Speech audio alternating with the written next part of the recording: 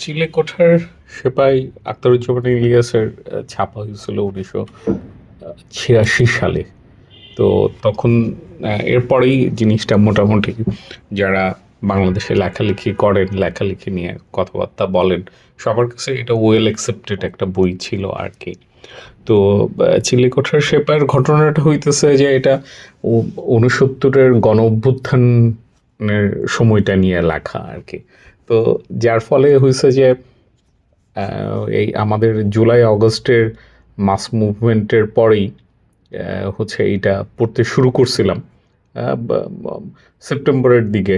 তো এটা পড়াও হয়ে গেছিল, কিন্তু পড়ার পরে আসলে আর এটা খুব একটা কথা বলা হইতেছিল না আর কি। তো এখনও যে খুব একটা কথা বলার মতো একটা ব্যাপার আছে তা না, কিন্তু আমার মনে হয়েছে যে কথা তো বলে রাখলে ভালো আর কি। তো ওই জায়গা থেকেই আসলে এইটা নিয়ে কিছু কথা বলা। আমার ধারণা চিলেকোঠার সেপাই নিয়ে অনেকেই কথা বলছেন।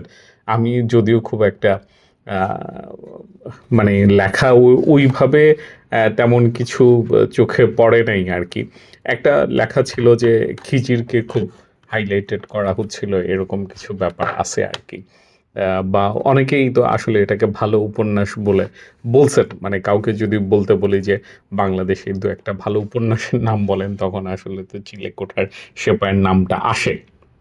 কিন্তু এটা কেন ভালো বা কিভাবে ভালো, এইটা নিয়ে আসলে ওই তো আমার কনসার্নটা আর কি। মানে একটা জিনিস তো ভালো বলবেন, তো আমাদের এখানে একটা ট্রেন্ড আছে যে ভালো মানে তো আমার কাছে ভাল লাগছে, বা ধরেন আমার পার্সোনাল মতামত এটা। তো পার্সোনাল মতামত যে কোনো কিছুর হইতে পারে না তা না। কিন্তু ঘটনা হইতেছে যে আপনি যখন কোনো পার্সোনাল মতামতও দেন, সেটা তো আসলে কোনো না কোনো জায়গা থেকেই আসলে দেয়া হয় আর কি। মানে আমার কাছে সুন্দর লাগছে, আমার কাছে ভাল লাগছে।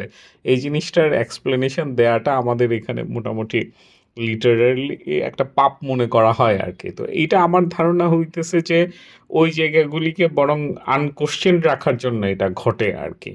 যে জায়গাগুলিকে আম মানে একটু ফার্দার ইয়ে করা, ডিগ ডাউন করা। মানে জিনিসগুলিকে একটা ব্যাখ্যার মধ্যে রিডিউস করা না। বরং হচ্ছে যে কোনো জায়গা যে রিভিল করা যায়, ধরেন সোসাইটির পয়েন্ট অফ ভিউ থেকে, ধরেন পলিটিক্যাল পয়েন্ট অফ ভিউ থেকে, বা কালচারাল পয়েন্ট অফ ভিউ থেকে। মানে কিছু কথা তো যেকোনো একটা আর্ট ওয়ার্ক নিয়ে বলা যায়। তো এই জায়গাটা বলাটা, তো এই বলতে না চাওয়ার জায়গাটা খুব একটা পজিটিভলি আমি দেখি না আর কি। যে আমি এক খুব কি বলা যায় যে আহ, খুব একটা অব্যাখ্যাত একটা আনন্দ পাচ্ছি, একটা ভাল লাগতেছে এইটা। মানে কি বলবো যে রিডারের জায়গা থেকে হয়তো ভালো জিনিস হইতে পারে, কিন্তু আমি যে জায়গাটাকে ব্যাখ্যা করতে পারতেছি না, বা বুঝতে পারতেছি না, বা বলতে পারতেছি না, সেইটা আমার কাছে মানে কি বলবো যে যতটা না রেদার একটা খুব অ্যাচিভমেন্টের ঘটনা মনে হয়, তার চাইতে আমার মনে হয় যে এখানে আরও কিছু জিনিস এখানে আছে আর কি। মানে ওই রকম আর্ট যে তৈরি হয় না তা না, কিন্তু আমি দেখি যে ওই রকম আর্টের জায়গাতেও আপনি টু সাম এক্সটেন্ট আসলে কিছু বলার জায়গা থাকে। তো এইটা হচ্ছে ব্যাকগ্রাউন্ডের কথাটা আর কি। আমার কথা হইতেছে যে চিলেকোঠার সেপাই একটা ভালো উপন্যাস হিসাবে হইতেছে বাংলাদেশে খুব প্রচলিত আছে। অবশ্যই হচ্ছে যারা লেখালেখি করেন তাদের মধ্যে, কিন্তু কেন এটা ভালো একটা অবস্থায় আছে, ভালো উপন্যাস বলবো, এই জায়গাগুলি আমার কাছে খুব বেশি মানে ক্লিয়ার মনে হয় নাই আর কি। তো এই কারণে আমি যখন বলতে মানে জিনিসটা পড়তেছি সেকেন্ড টাইম, মানে আমি তো এর আগে পড়ছি, পড়ার পরে আমার কাছে ভালোই লাগছে। মানে জিনিসটা যে খারাপ লাগছিল তা না। মানে পড়তে গিয়ে তো একটু আহ, ইয়ে হইছে, মানে ফ্লোটা এতটা খুব ইজি গোয়িং নোভেল না। ওনার ভাষার কিছু ব্যাপার-স্যাপার আছে, যেগুলি একটু কষা মনে হইছে আমার কাছে। কিন্তু উপন্যাস হিসেবে খারাপ লাগে নাই। তো এবার যখন সেকেন্ড টাইম আমি পড়তেছিলাম, তখন আসলে বোঝার চেষ্টা করতেছিলাম যে এটা কেন ভালো, বা কেন লোকজন এটাকে ভালো বলে। তো এখানে আমার কথা হইতেছিল যে মনে হয়েছে যে তখনকার সময়ে বা এখনো টু সাম এক্সটেন্ট যে সাহিত্য ধারণাগুলি আছে, আমার মনে হয়েছে যে আখতারুজ্জামান ইলিয়াসের এই উপন্যাসটা ওই সাহিত্য ধারণার জায়গাগুলোকে হচ্ছে কনফার্ম করে। যেই কারণে মনে হয় যে না, খুব ভালো। আমরা যেরকম ভাবতেছি এরকমই তো হচ্ছে। এই রকমের একটা ব্যাপার। মানে ঘটনাটা হইতেছে যে উপন্যাসে কোনো একটা কনটেক্সট তৈরি হওয়ার চাইতে যে হিস্ট্রিক্যাল কনটেক্সটটা আছে, যেভাবে আমরা গণ-অভ্যুত্থানকে দেখি, যেইভাবে ধরেন শ্রেণী সংগ্রামের ভিতর দিয়ে আমরা সমাজকে দেখতে চাই, ওইটার একটা রিকনফরমেশন হচ্ছে এই উপন্যাসটাতে আছে। মানে এখানে যে ক্যারেক্টারগুলি আছে খুবই মার্কসিস্টদের যে হচ্ছে ক্লাস ক্যারেক্টারিস্টিক্স আছে, যে বুর্জোয়াদের কীরকম হবে, পেটি বুর্জোয়াদের কীরকম হবে, গ্রামীণ কৃষক সমাজ কীরকম হবে, শহরের শ্রমিক শ্রেণী কীরকম হবে, এই জায়গাগুলির মানে কি বলবো যে ভালো প্রজেকশন আছে। মানে আমি বলবো যে ধারণা থেকে যেন চরিত্রগুলি তৈরি হইতেছে, মানে চরিত্রগুলি ওই ধারণাগুলির সাথে খুব ভালোভাবে অ্যাটাচড, এই জায়গাটা খুব চোখে পড়ে। তো এইটা একটা পজিটিভ জিনিস হিসাবে দেখা হইছে বা এখনো হয়। আমার কাছে এটা এতটা পজিটিভ জিনিস মনে হয় নাই আরকি। মানে এই জিনিসগুলি যে থাকতে পারবে না তা না। মানুষের মধ্যে তো ক্লাস ক্যারেক্টারিস্টিক্স গুলি আছে। কিন্তু এই ক্লাস ক্যারেক্টারিস্টিক্স যদি ডমিন্যান্ট ঘটনা হয়ে ওঠে, আমার মনে হয় যে সাহিত্যের জায়গা থেকে ক্যারেক্টারগুলি আসলে খুব বেশি ফ্রি ফ্লোয়িং হইতে পারে না। তো ওনারাও হচ্ছে যে ডেফিনিশন আছে, ডেফিনিশনের মধ্যেই আসলে কম বেশি একটু ঘোরাফেরা করছেন আরকি। এইটা একটা ব্যাপার আমার মনে হয়েছে যে যে কারণে মনে হয়। আরেকটা জিনিস হচ্ছে যে আমাদের এখানে যেই সাহিত্য ধারণা আছে, সেখান থেকে দেখবেন যে ৬০-এর দশকের যারা যেই স্টোরি রাইটাররা ছিলেন, ফিকশন রাইটাররা ছিলেন, তাদেরকে আমরা আসলে ভালো গল্প উপন্যাসিক হিসেবে মনে করি। আখতারুজ্জামান ইলিয়াসের সাথে ওই হাসান আজিজুল হক, তারপর মাহমুদুল হক, এরকম অনেকে আছেন। আমার ধারণা ওই সময়টাতে যেটা হইছে, মানে যে একটা আ আ হচ্ছে যে ভাষা ব্যবহারের দিক দিয়ে যে কলোনিয়াল স্ট্রাকচারটা আছে, সেটাতে উনারা হচ্ছে বাংলাদেশে একটা আ এক ধরনের টেকনিক্যাল এফিশিয়েন্সি আসলে উনারা অ্যাচিভ করছিলেন। তো এই জায়গাটা থেকে হইতেছে যে উনাদের ভাষাকে এখনো বাংলাদেশের বাংলা ভাষা হিসেবে দেখা হয়। যেটা হইতেছে যে ধরেন কি বলে, ওই কিসব শব্দ আছে, ঋজু গদ্য, হ্যাঁ? খুব হচ্ছে অ্যা ঠাস বুননের গদ্য, এই রকমের ব্যাপার-স্যাপার আছে আরকি। তো এইগুলা আসলে ওই সময় অ্যাচিভ হইছিল। তো আখতারুজ্জামান ইলিয়াসের মধ্যেও এই জিনিসটা আছে যে উনি খুব সুন্দর ভালো বাংলা লিখতে পারেন। তো এখন খুব সুন্দর ভালো বাংলাটাতে উনারা যে জায়গাটাতে অ্যাচিভ করছেন, আ সেটা আসলে অ্যা আমাদের বাংলা কিনা সেটা নিয়ে তো প্রশ্ন আছেই। কিন্তু আমাদের যা পাঠ্য বইয়ের বাংলা, আমাদের যা আ নিউজ পেপারের বাংলা, সেটার সাথে এটার খুব ভালো অ্যালাইনমেন্ট আছে। তো ভাষার একটা ব্যাপার আছে যে হচ্ছে উনারা ভাষা ব্যবহারের দিক দিয়ে কখনোই হচ্ছে কম না। মানে অন্য যারা গদ্য সাহিত্যিকরা আছে, বা এর আগে যারা লেইখা গেছে, তাদের চাইতেও উনাদের গদ্য ভালো। এই রকমের একটা জায়গা থেকেও আমার মনে হয় যে এটাকে ভালো উপন্যাস হিসেবে দেখার একটা জায়গা আছে। আর 3rd যে ঘটনাটা মনে হয় যে আসলে বাংলাদেশে তো আসলে খুব বলার মতো খুব বেশি গল্প উপন্যাস নাই। তো যার ফলে হচ্ছে যেটাই একটু ভাল লাগছে সেটাকেই আসলে বা অনেক ভালো বইলা আসলে আমাদেরকে বলতে হয়। মানে আমার ধারণা এরকমের একটা ঘটনাও এখানে থাকতে পারে আরকি। তো আমার আ আ এইটা নিয়ে ইনিশিয়াল কথা হচ্ছে আ যে চিলেকোঠার সেপাই হচ্ছে আসলে যতটা না কনটেক্সটটাকে তৈরি করছে, তার চাইতে হচ্ছে যে একটা যে কনটেক্সট আছে, হিস্ট্রিক্যাল কনটেক্সট আছে, সেটাকে রিপ্রোডিউস করছে। এইটা আমার ১ম মানে এবার পড়তে গিয়ে আসলে চোখে পড়ছে। এবং আমার মনে হয়েছে যে ওনার যে গদ্যের জায়গাটা, যেটাকে স্ট্রেংথ বলে দেখানো হয়, সেটা আসলে কতটুকু স্ট্রেংথের জায়গা, সেটা নিয়েও আমার কিছু ডাউট তৈরি হইছে আরকি। তো এইটা হইতেছে যে কথা আরকি উপন্যাসটা নিয়ে। তো উপন্যাসটার যে স্ট্রাকচারটা, এটা একটু বেশ খেয়াল করার মতো ঘটনা আরকি। ও উপন্যাসের ব্যাকগ্রাউন্ড নিয়েও মনে হয় ২-১ টা কথা বইলা রাখা যাইতে পারে। এটা হচ্ছে ১৯৭৫ এর দিকে হচ্ছে দৈনিক সংবাদে ধারাবাহিকভাবে ছাপানো হইতেছিল। তারপর যখন সরকার পরিবর্তন হইল, তখন হচ্ছে যে সংবাদে এটা ছাপানো বন্ধ করে দেয়। তো উইকিপিডিয়াতেও দেখলাম এরকম লেখা আছে যে এটা সরকারের রোষানলের কারণে এটা বন্ধ করে দেওয়া হয়। তো আখতারুজ্জামান ইলিয়াস পরে এটা কনফার্ম করছেন যে এটা আসলে সরকারের কোনো কিছুই ছিল না। সম্পাদক ভয় পায়া বরং এটা বন্ধ করে দিছেন যে এই সময়ে গিয়ে আসলে এটা ছাপানো ঠিক হবে কিনা, এরকম একটা জায়গা থেকে। তো এইটা কিন্তু উনি আসলে ইন্টারভিউতে মানে কনফার্ম করছেন একটা। তো তারপরেও দেখবেন যে এই ন্যারেটিভটা চালু আছে। তো এইটা আসলে আরো ঝামেলার জিনিস আরকি। আর তারপরে হইতেছে যে এটা ৮১ থেকে ৮৩ সাল পর্যন্ত ছাপা হয়েছিল সাপ্তাহিক রোববারে। তারপরে ১৯৮৬ সালে হচ্ছে বইটা আ আ পাবলিশ হয়েছিল আরকি। তো বা তো ১৯৮৬ সালের ঘটনাটা এই কারণে বললাম, ওই সময় যদি বাংলাদেশী সিনেমাগুলি দেখেন, তখন কিন্তু এরকম ২ টা পার্ট থাকতো। একটা হচ্ছে গ্রাম, আরেকটা হচ্ছে শহর। তো আমি দেখছি যে উনি হচ্ছে এই স্ট্রাকচারটা নিছেন আরকি। উপন্যাসের অর্ধেক ঘটনা কিন্তু শহরে ঘটতেছে, অর্ধেক ঘটনা হচ্ছে একটা ক্যারেক্টার গ্রামে যাচ্ছে এবং গ্রামের জিনিসগুলো দেখতেছে।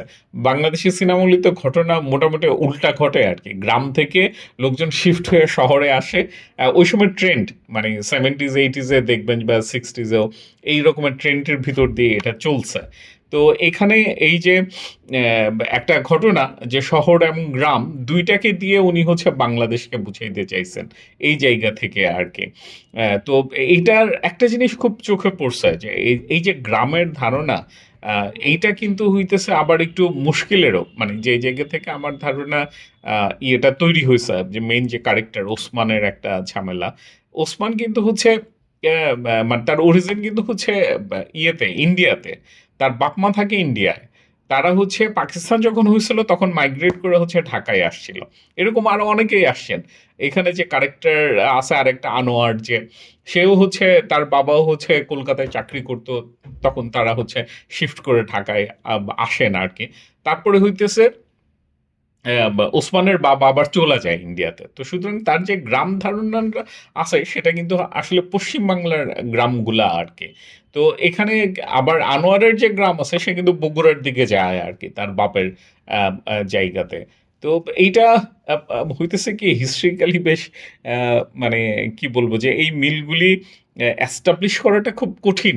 কিন্তু এটা খুব মানে aesthetically খুব সিগনিফিক্যান্ট একটা জিনিস আমার কাছে মনে হয়।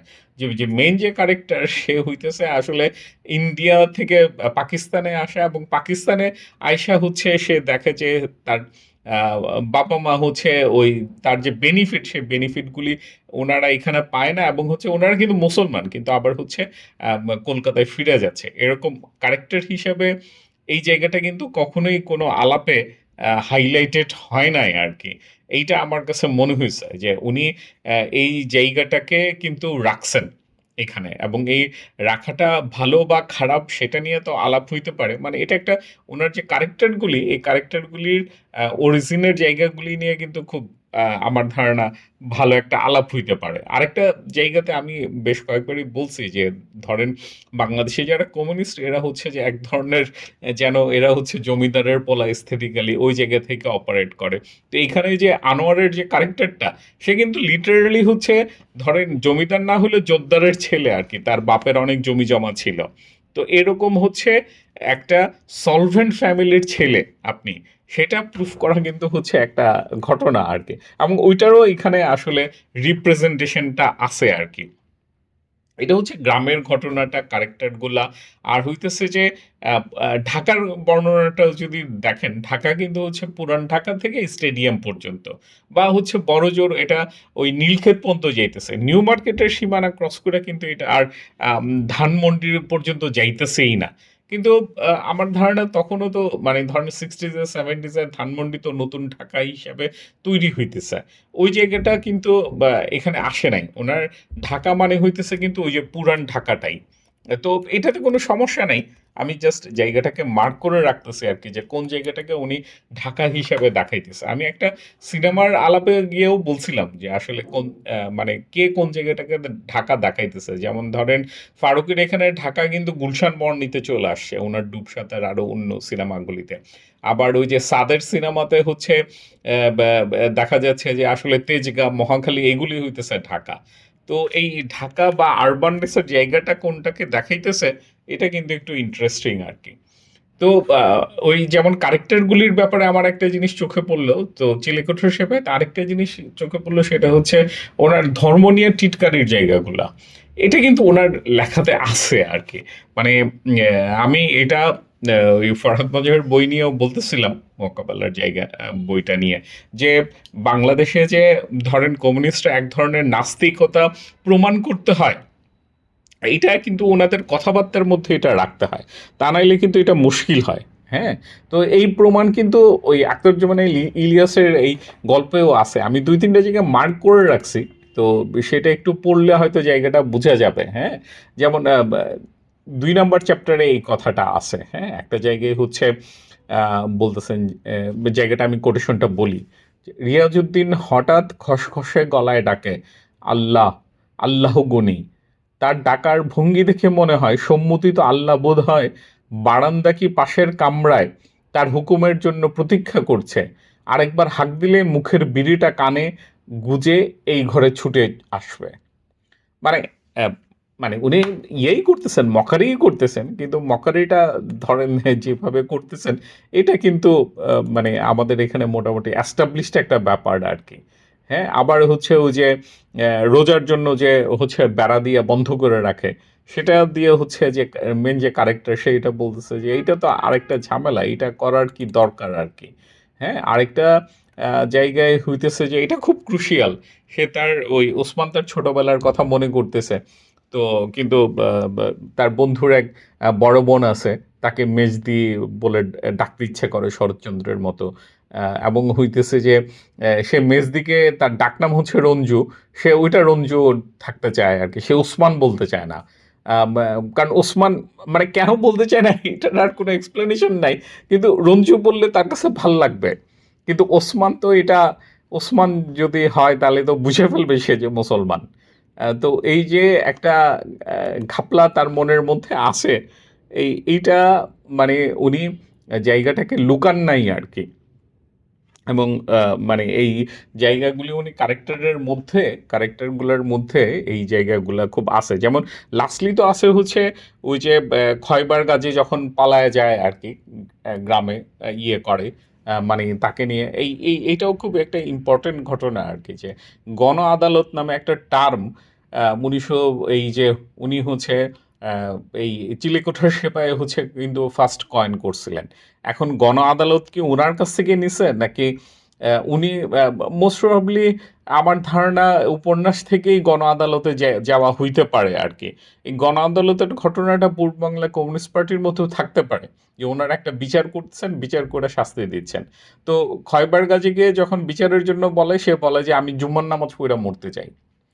তো সে হচ্ছে ধর্মটাকে যেন একটা অস্ত্র হিসেবে ব্যবহার করতেছে, বা সে নামাজ পড়তে যাচ্ছে বলে পালায় যায় আর কি। তো এই ঘটনাটা যে ধর্মের রোলটাকে উনি কিন্তু আসলে আমার মনে হয়েছে যে একটা চালাকি হিসেবে দেখতেছেন, একটা ওয়ে আউট হিসেবে দেখতেছেন। এই দেখাটা যে ভুল তা না, এই ধরনের প্র্যাকটিস তো আমাদের এখানে আছে। হ্যাঁ, কিন্তু এই যে দেখাটা, এটা একটা ঘটনা আর কি, যে এই ঘটনাটা আমি আগের বার যখন পড়ছি তখন এটা চোখে পড়ে নাই, কিন্তু এটা ওনার মধ্যে আছে আর কি। আর উপন্যাসের যে জায়গাটা, এখানে এই জায়গাটা তো হচ্ছে যে আসলে এই গণঅভ্যুত্থানটা মানে হইতেছে যে পাশ দিয়ে কিছু মিছিল যাইতেছে এবং মানুষ খুব টেন্স হয়ে আছে, এই জায়গাগুলি ঘুরতেছে আর কি। কিন্তু মিছিলটা শহরে যেরকম ঘুরতেছে, গ্রামে কিন্তু একইভাবে ঘুরতেছে না। শহরে উনি দেখতেছেন যে এটা হইতেছে যে একটা মানুষ উদ্বেলিত হয়ে যাইতেছে, একটা কিছুতে পার্টিসিপেট করতেছে, যেন শহরের মানুষ কিন্তু খুবই ভাইব্রেন্ট, কিন্তু গ্রামে এটা যেন একটা বিচ্ছিন্ন ঘটনা।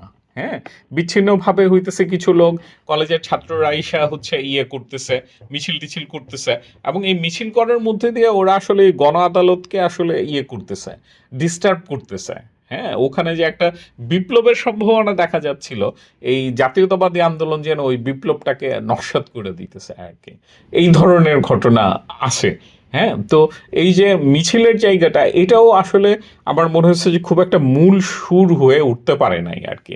বরং বিপ্লব ঘটতে পারতো, বিপ্লব ঘটতে যাচ্ছে, এই ধরনের এক্সপেকটেশনগুলিতে উনি আসলে ফোকাসটা বেশি ছিল।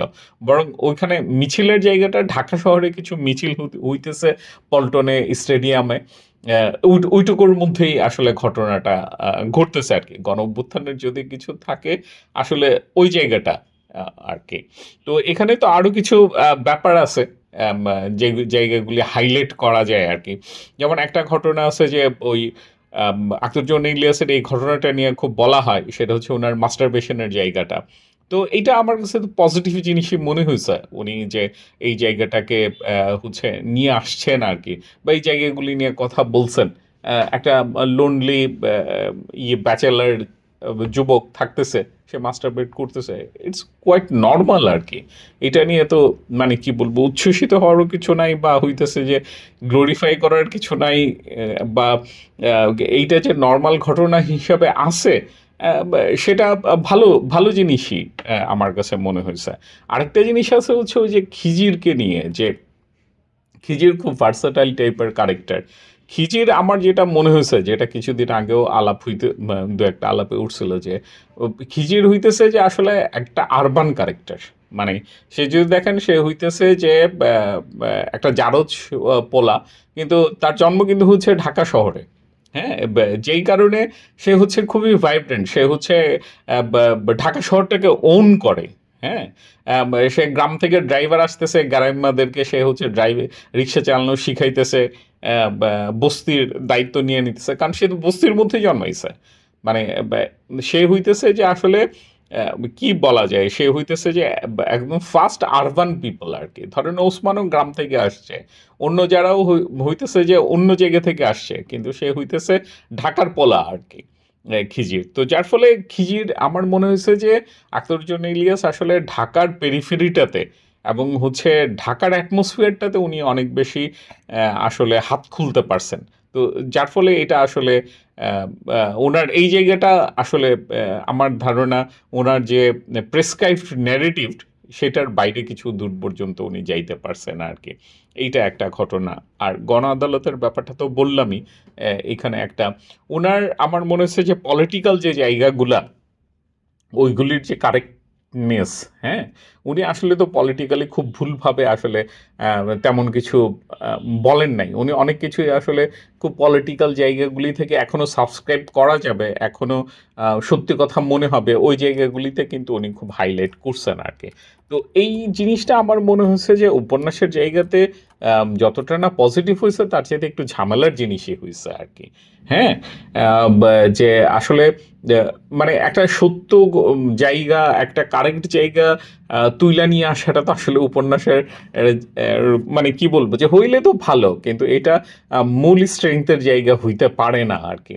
কিন্তু আমার মনে হয়েছে যে উনি টু সাম এক্সটেন্ট এটাকে মূল স্ট্রেংথের জায়গা বইলা ধইরা নিছেন, যে কিছু পলিটিক্যাল জায়গাতে ওনাকে ঠিক থাকতে হবে আর কি। অলমোস্ট এমন কোনো ভুল জায়গা পাবেন না, একজন বুর্জুয়া আওয়ামী লীগার যেভাবে কথা বলার দরকার ওই সময় সেভাবেই কথা বলতেছে, একটা শ্রমিক যেভাবে চিন্তিত হওয়ার কথা সেভাবেই চিন্তিত হইতেছে। তো এই ধরনের ঘটনাগুলি এখানে ঘটতেছে আর কি। এখানে ওনার যদি উপন্যাসের কথা বলি, মানে দেখতে গিয়ে আমি দেখছি যে আসলে প্রথমে মাঝে মধ্যে আমি খেয়াল করতে চাই কোন জিনিসগুলি আসলে নাই। তো এখানে যদি নায়ের কথা বলি, তাইলে হইতেছে যে প্রথমেই এটা খেয়াল করবে যে আসলে কোনো অ্যাক্টিভ ফিমেল ক্যারেক্টার নাই।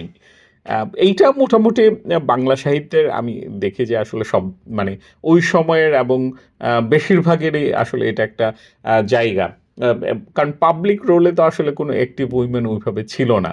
জুম্মনের মা বা ইয়ে যে আছে, খিজিরের বউ, সে জাস্ট একটা সাইড চরিত্র আর কি। বা রানু যে আছে, সে তো আসলে হচ্ছে ফুললি ওসমান ইমাজিনেশনের মধ্যে আর কি।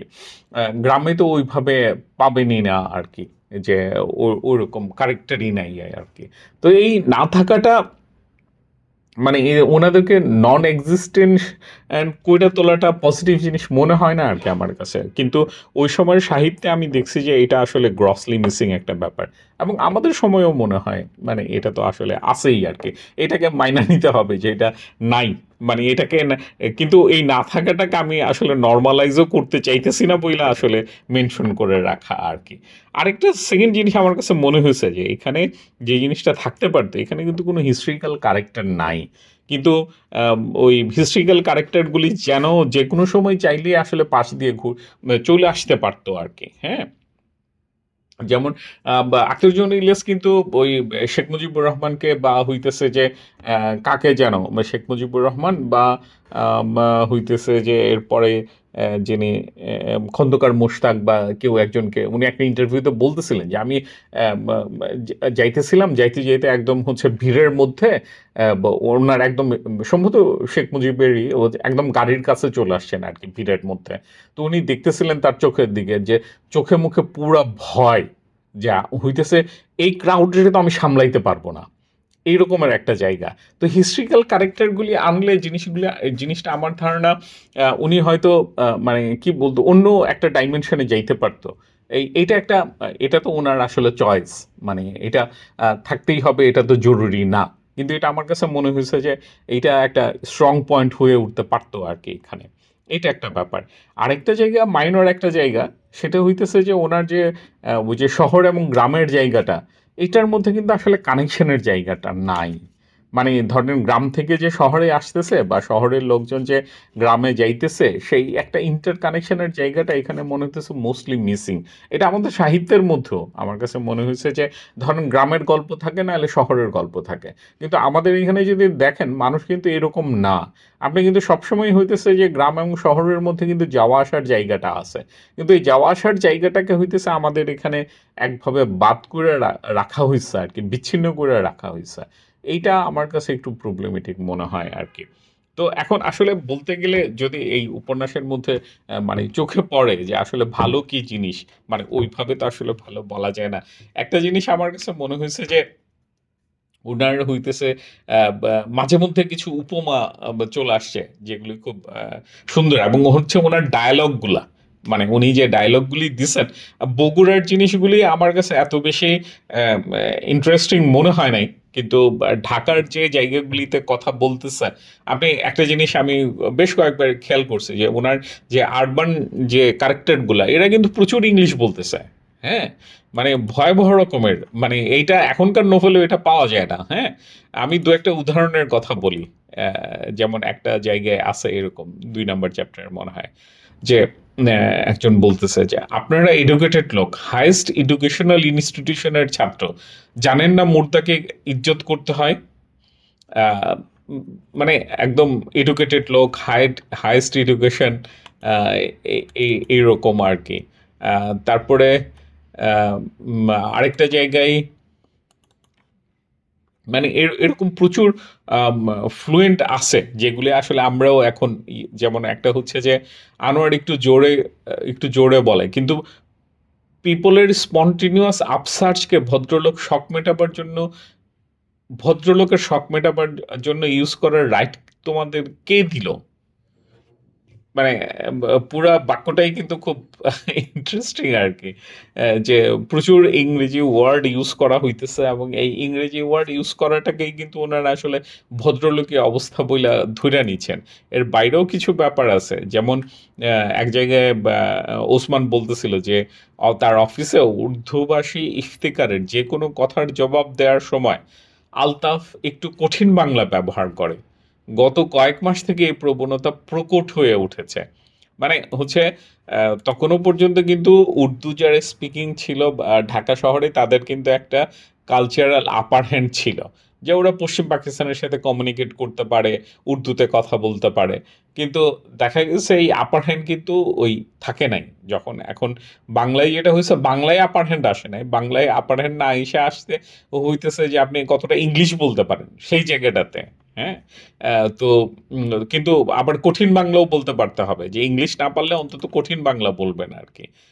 এইটা একটা ঘটনা একদম শেষের দিকে বুঝা যায়। যেমন ধরেন জুম্মান যখন দেখতেছে আর কি বা উসমান, আনোয়ার ওনারা কথা বলতেছে একসাথে, তখন জুম্মান বলে যে চুরুটোলা সাহেবের নাম না জানলেও জুম্মন একে চেনে। এই সাহেব ইংরেজি কথা বেশি বলে, তার অর্ধেক কথা বোঝা যায় না। তা কোন ভদ্রলোকটা স্পষ্ট করে কথা বলতে পারে?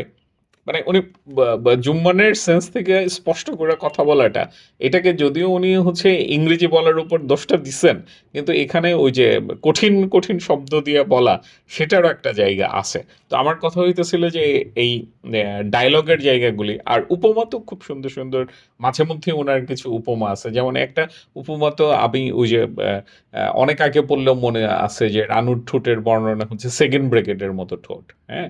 তারপর কাঁদানি ঘেঁষে যে ছাড়তেছে মনে হচ্ছে যে হচ্ছে পেঁয়াজের ইয়ে দিয়ে ঝাঁঝ ভিতরে ঢুকায়া পাইপ দিয়ে ছাইড়া দিছে। তো এগুলি খুব এরকম। আরো কিছু কাব্যিক উপমাও আছে। যেমন ইয়ের খুব গ্যাস-ট্যাস হচ্ছে ওসমানের, তো তখন ওসমান ভাবতেছে এরকম একটা ডায়ালগ যে, "মনে হয় রোদে পিঠ দিয়ে বসে উঠানে ছড়ানো ধান খুঁটে খাওয়া শালিক পাখি দেখতে, দেখতে মাগুর মাছের ঝোল দিয়ে দুটো গরম ভাত খেতে পারলে সব ঠিক হয়।" মানে খুবই ডিটেইল এবং খুবই স্পেসিফিক। আমার কাছে মনে হয় যে এটার একটা আলাদা সৌন্দর্য আছে আরকি উপন্যাসে, হ্যাঁ? এইরকম জায়গা আরকি। তো এরকম বেশ কিছু বা বা জায়গাতে উনি হচ্ছে কি বলবো যে বাস্তবসম্মত বা মানে উপমাও দিতে পারছেন। যেমন একটা জায়গায় সে হচ্ছে যে খিজির দৌড়ে আসতেছে বস্তির দিকে। তো তখন তার মনে হচ্ছে যে কোটেশনটা এরকম, "এইসব ভাবতে, ভাবতে কাঁচা গোয়ের গন্ধ নাকে ঝাপটা মারলে বোঝা যায় যে তাদের বস্তি এসে গেছে।" মানে কাঁচা গোয়ের গন্ধ থাকলে বস্তির আইডেন্টিফিকেশনটা হচ্ছে এরকম। তো এই জায়গাগুলি উনার আমার ধারণা হচ্ছে যে একটা ব্যাপার হইছে। কিন্তু এখানেও একটা ঘটনা, মানে সেটা হচ্ছে যে আমি যেটা বলি যে বাংলাদেশে একটা টেনডেন্সি আছে যে কোনটা ভালো আর্ট কালচার, সেখানে একটা শো অফ এর ঘটনা আছে। তো এই শো অফ এর ঘটনাটা যে আছে সেটার কনফার্মেশন ওনার লেখার মধ্যে আছে। যেমন ওসমান একদিন হচ্ছে রানু আসছে তার বান্ধবীকে নিয়ে। তো এক বান্ধবীর জামাই হচ্ছে ছবি-টবি তুইলা দিচ্ছে। তো তখন সে এরকম বলতেছে আরকি যেন সত্যজিতের মতো হইতে যাইতেছে। কিন্তু ও তো সত্যজিতও চিনে না। চিনে হইতেছে সুচন্দা রাজ্জাক। এর বাইরে তো কিছু চিনবে না। সত্যজিৎরে চিনে নাকি? এরকম একটা মানে অ্যা মানে আপার হ্যান্ড সে নেয়ার চেষ্টা করতেছে আরকি, হ্যাঁ? আ আবার হচ্ছে যে ওই গ্রামে গিয়ে হচ্ছে সিরাজউদ্দৌলার নাটক দেখতেছে আন আম আম আ ইয়ে আনোয়ার। তো তখন তার হইতেছে যে সেইটা নিয়ে হচ্ছে কি বলবো এক ধরনের শ্লেষের মতো করে দেখতেছে আরকি। সিরাজউদ্দৌলার ডায়লগ দিতে পারতেছে না। চোখ বড়, বড় করে চেঁচাইতেছে। এই রকমের ব্যাপার। তো এই শো অফ এর জায়গাটাও উনি আসলে কি বলবো যে কতটুকু ইনহেরেন্ট করছেন আর কতটুকু আসলে রিপ্রেজেন্ট করছেন এরকমের লাইন তো টানা যায় নাই। কিন্তু উনার ডায়ালগের জায়গাতে উনি হচ্ছে আমার ধারণা খুবই বা উপমাগুলিতে উনি বেশ ফ্লুয়েন্ট ছিলেন। এটা একটা ইন্টারেস্টিং ব্যাপার হইছে আরকি। এটা মানে আমার কাছে পজিটিভ জিনিস মনে হইছে। আরেকটা জিনিস হইতেছে যে আ বাংলাদেশের মানে বেশিরভাগ নোবেলেরে আমি দেখি যে আসলে স্ট্রাকচারের জায়গাটা আ খুব হয় না। মানে কি বলবো যে খুব ভালো রকম স্ট্রাকচারড একটা গল্প হয় না। তো উনার এই উপন্যাসের জায়গাটা খুবই ওয়েল স্ট্রাকচারড একটা উপন্যাস হইছে বলে আমার কাছে মনে হয়েছে। উনি যেভাবে চ্যাপ্টার গুলিকে সাজাইছেন, যেভাবে মাপা, মাপা জিনিস হইছে। তো মাপা, মাপা জিনিস তো অনেক সময় খারাপও হয়, ভালোও হয়। কিন্তু এটা মানে কি বলবো যে এটা পজিটিভ জিনিস মনে হয়েছে। তো কিন্তু আম আ ইয়ের যেটা চিলেকোঠার উপন্যাসের যেটা সিগনিফিক্যান্স আমার কাছে মনে হয়েছে। মেইন সিগনিফিক্যান্স হচ্ছে এটা আসলে ঢাকার আরবান লাইফটাকে পোর্ট্রেট করতে পারছে। মানে ওই যে পুরান ঢাকা টু আ মানে স্টেডিয়াম টু নীলক্ষেত, এই যে ঢাকার লাইফটা ৭০ এর দশক মানে ৬৯-৭০ এর সময়টাতে ওই ঢাকার ভাইব্রেন্ট একটা পোর্ট্রেট এখানে পাওয়া যায় আরকি। আমার ধারণা চিলেকোঠার সেপাই যদি কখনো রিকগনাইজড হয় পরবর্তীতে টিকেও থাকবে। যদি থাকেও সেটা থাকবে হচ্ছে এই ঢাকার পোর্ট্রেয়ালটার জন্য আরকি। মানে গ্রামের জায়গাটা আমার কাছে মানে বেশি একটু বাড়তিই মনে হইছে। বাড়তি মনে হওয়ার কারণ হইতেছে মেবি উনার হচ্ছে যে ওইটা উনি ইমাজিনেশন দিয়ে রিচ করছেন আরকি। উনি তো আসলে ওই জায়গাটাকে কতটুকু ফিল করছেন আমি জানি না। কিন্তু হিস্ট্রিক্যাল জায়গা থেকে দেখছেন। কিন্তু ঢাকার সাথে কিন্তু উনার একটা কানেকশনের ব্যাপার ছিল। তো ওই জায়গা থেকে আমার মনে হচ্ছে যে এটা একটা আত্মার একটা ব্যাপার আছে। কিন্তু গ্রামের মধ্যে ওই আত্মার জায়গাটা খুবই মিসিং। গ্রাম ব্যাপারটাও আমার কাছে খুবই কি বলবো আরোপিত একটা ব্যাপার মনে হয়েছে। হোয়ারএজ বা ঢাকার জায়গাটাতে উনি খুবই ফ্লুয়েন্ট। এখানে তো একটা ঘটনা আছে যে ঘটনাটা খুব ইন্টারেস্টিং। এটা মনে হয় কোনো পত্রিকাতেও আসছিল যে হইতেছে যে তখনকার সময় আইয়ুব খানের যে স্টুডেন্ট উইংটা ছিল সেটা হচ্ছে একটা কাপলকে ধইরা রেপ করতেছে। অ্যা আ নি ওরা বেড়াইতে যাচ্ছে খিজিরের সিএনজিতে করে। তখন হচ্ছে ওই স্টুডেন্ট ইউনিয়নের লোকজন আসছে। আইসা হচ্ছে মেয়েটাকে নিয়ে যাচ্ছে। ছেলেটাকে বলতেছে যে, "আপনি কোথায় চাকরি করেন? আপনার চাকরি থাকবে না এটা নিয়ে কমপ্লেইন করলে।" তো এরকম সময়ে হইতেছে খিজির তার কাছে ভাড়া চাচ্ছে আরকি। তো এই যে ঘটনাটা মানে এইটা একটা আরবাননেস এর ঘটনা আমার ধারণা খুব মানে ভালোভাবে পোর্ট্রেট করে। এরকম আরো অনেক ব্যাপার আছে। আমার কাছে মনে হয়েছে যে এই ঢাকার আরবান লাইফ এইটা হচ্ছে আসলে উনার স্ট্রেংথ এর জায়গাটা চিলেকোঠার সেপাইয়ের আরকি। মানে যে এইটার খুব একটা ভালো ডকুমেন্টেশন হইছে আরকি। তো এই হচ্ছে আসলে মানে আমার ওভারঅল যা রিডিং আমার কাছে মনে হইল। তো একটা জিনিস হইতেছে কি যে কোন সাহিত্য আসলে বা কোন আর্ট আসলে টিকে থাকবে, সেটা আমার কাছে মনে হয় যে এটলিস্ট ৫০-৬০ বছর পরে গিয়ে বোঝা যায় আরকি। তো উনি তো আসলে ওই ৮৬-৮৭ র দিকে এটা পাবলিকলি অ্যাপিয়ার্ড হইছে। তখন হয় কি উনার সাথে আশেপাশের বা আমাদের সময়ও এটা হয়। আমাদের আশেপাশের বন্ধু-বান্ধব যখন বলে এটা ভালো, ওইটা ভালো বা এটার সাথে যখন পার্সোনাল মেমোরিও তো আমাদের অ্যাটাচ থাকে। তো যখন থাকে তখন এটাকে আসলে আলাদাভাবে সময়ের চাইতে আলাদাভাবে এটাকে আসলে রিড করা যায় না। তারপরের মানে জেনারেশনেও যেটা হয় তার বাপ এই এ উপন্যাসের কথা বলছে, তার মা এই গান শুনতো। এটা তো আমাদের মানে তার জেনারেশনের মধ্যে একটা ইমপ্যাক্ট পড়ে আরকি। তো এই কারণে ২ টা জেনারেশন পর্যন্ত আসলে আমার ধারণা কোনো আ আর্ট ম্যাটেরিয়ালকে ঠিকমতো রিড করা যায় না। বা অনেক সময় তো আসলে ইমিডিয়েটলি বোঝা যায় যে না এটা খুব অ্যাস্টোনিশিং ব্যাপার হইছে যদি আর্ট হিস্ট্রির সাথে দেখেন। তো আমার কাছে মনে হয়েছে যে চিলেকোঠার সেপাই ওই বাংলাদেশের উপন্যাসের মধ্যে আর্ট হিস্ট্রির মধ্যে খুব অ্যাস্টোনিশিং কোনো ঘটনা না। কিন্তু কোনো রিমার্কেবল ঘটনা কিনা সেটা হয়তো আর ৫-৭ বছর পরে আমরা একটু টের পাইতে পারবো আরকি। আমারও তো আসলে মানে ধরেন আক্তার জন ইলিয়াস আমার সরাসরি টিচার ছিলেন ঢাকা কলেজে। তো আমারও তো এক ধরনের পার্সোনাল অ্যাটাচমেন্টের জায়গা আছে। কোনো জায়গা মানে কি বলবো যে এব একভাবে যে ধরেন পার্সোনাল অ্যাটাচমেন্টের বাইরে গিয়ে দেখতে পারলেই দেখাটা খুব সত্যিকারের দেখা হবে তা না। কিন্তু আমার মনে হয়েছে যে এটা টু সাম এক্সটেন্ট হেল্প করে আরকি। ধরেন একদম চোখের সামনাসামনি যদি কোনো কিছুর জিনিস রাখেন, আপনি তো আসলে ভালোভাবে দেখতে পাবেন না আরকি। আপনার তো একটু দূর থেকে দেখতে হবে। তো আমার ধারণা আর্টের জন্য এই সময়টা লাগে। এইটা একটা ঘটনা আরকি।